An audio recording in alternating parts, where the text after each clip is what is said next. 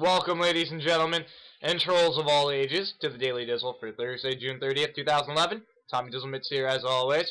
We've got the rest of our summer scorecard, top 10 so far list of the summer to get to, so let's jump right into that.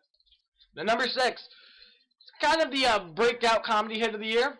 It's not The Hangover 2.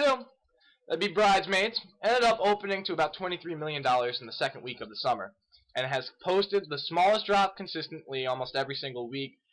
If it hasn't been the first, small drop, it's been the second smallest drop, only dropping in about the 20% range per week.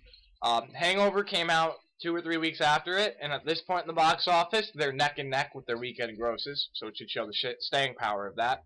It really is performing, though, along the same lines of the 40-Year-Old Virgin and Knocked Up, where it had, a pretty good opening for a comedy, pretty sizable, and then word of mouth just keep going and going and going. That's why you have something open at $23 million that is now sitting at about $140 million. So it's made like 7 times its opening weekend. Most of the time, you're lucky to do, 5 times your opening weekend. So now we're at the top 5 of the list. A lot of the performers, though, aren't really the best summer examples of a blockbuster. Like we said, not any of them have crossed $300 million yet. You got some of them approaching $250 million, but that might be the closest mark for now until like Transformers or Captain America comes out. But just to give you some perspective, we do have the number comparison. So number 5 is Kung Fu Panda 2, which might have made back its budget officially this past weekend, crossed the $150 million mark, and it might be performing very, very well around the world. But compare the American box office to the original. It had a smaller opening than the first one, and it had higher ticket prices, which means attendance was way off. And the fact that the first one made $200 million with cheaper ticket prices, and this one could barely cost $150. Yeah, maybe audiences are just getting sick of sequels, considering this year has a record amount coming out between the Kung Fu Pandas and the Pirates of the Caribbean and the Fast and the Furious and all the comic books and the X-Men. Yeah, there's a lot of shit coming out. So when people see a 2 or a 3, or they feel like they've seen it before and they know that they've seen it before, they're not going to go fucking see it again. That's probably what's been proven by Kung Fu Panda. The movie that had some of the most goodwill coming out of it for an adult audience of, oh, it's cute and all, but it's a panda, yeah! And they won't even come back for the second one. At least things look a little better for a number 4 movie. Thor ended up taking the first weekend of May, even though Fast 5 took away some of its thunder by opening bigger the week before, which usually doesn't happen. Some people were expecting, $100 million because it's what Iron Man did. And the ones who realistically looked at things know, okay, Thor is not well known of a superhero, so even if it just hits like the $60 to $70 million range, it'll be fine. Which it ended up doing, right now, it's at over $170 million. It's made back its budget. Considering all they're really trying to do with the Thor and Captain America and these spin-offs of the individual heroes that add up to the Avengers, really what they're just trying to do is make back their money a little bit and build a little bit more awareness for the next one. Even if they just make a couple million, that's a couple million that they can put into the next project and keep going and going and going. So even though it's not the huge runaway success story, it's not even what like Warner Brothers wanted Green Lantern to be at. It's performing better.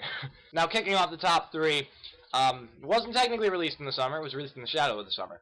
But when you open to a range that has not been seen by any movies other than Disney movies or official summer movies, and you set the bar so high for the summer that none of the other openers have touched it yet, you get to claim your top 3 spot for the summer. So Fast 5 has made over $200 million stateside. It's the highest grossing of the series since the original. With all those statistics, it should be no surprise that a 6th Fast and Furious movie has been greenlit. It's going to be released less than 2 years from now, in the middle of May 2013. That's essentially Universal's way of saying, oh, we broke the non-Disney, non-summer record. Huh. The next one, I wonder if we can beat a summer record. So, it'll be very interesting to see if this next Fast and Furious can be as successful as the last one, or if the franchise is going to start dying down again. But we're not going to know that for a while. The number 2, a franchise that is kind of on its way out, Pirates of the Caribbean. Despite the fact that the newest one had the 3D tickets, and the other ones had IMAX and everything like that. The fact that this was, the overhyped, it's shot in 3D, blah, blah, blah. It's the 3rd lowest opening. Only one to open lower than it in the series was the original, Curse of the Black Pearl. And that's because no one really knew about it. Back in the days, it had not the hugest opening, but it opened well, and it had the biggest legs of the summer at that point. Look at Pirates of the Caribbean 4, which doesn't get to even match the levels of the previous two blockbusters. And overall gross isn't even going to hit the cash value of the original one, despite the fact that it has not hit the mark for making back its $250 million budget just on the American side of things. It is made up for by the fact that it's like made 3 times that in the rest of the world. Number 1 on the list, shouldn't surprise anyone. Hangover 2, obviously, that's what people were expecting from this year. Despite the fact that it got terrible, trashy reviews, people knew what they were getting themselves into when they went and saw it. If they liked the first one, they liked the mystery, they didn't give a shit that they were seeing the same movie over again, just with paint by numbers. Same concept for the people who like Ghostbusters 2 just as much as Ghostbusters 1.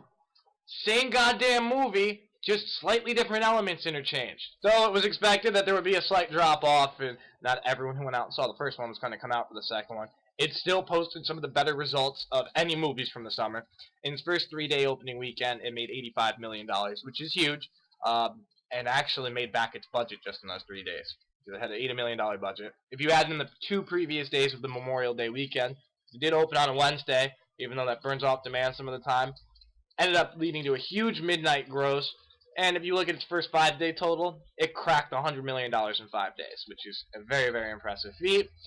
And people were expecting, oh, it's going to drop off around $200 million. The original made about $280 in that range. So people said, oh, the second one's going to be lucky if it can just get to $200 million and blah, blah, blah.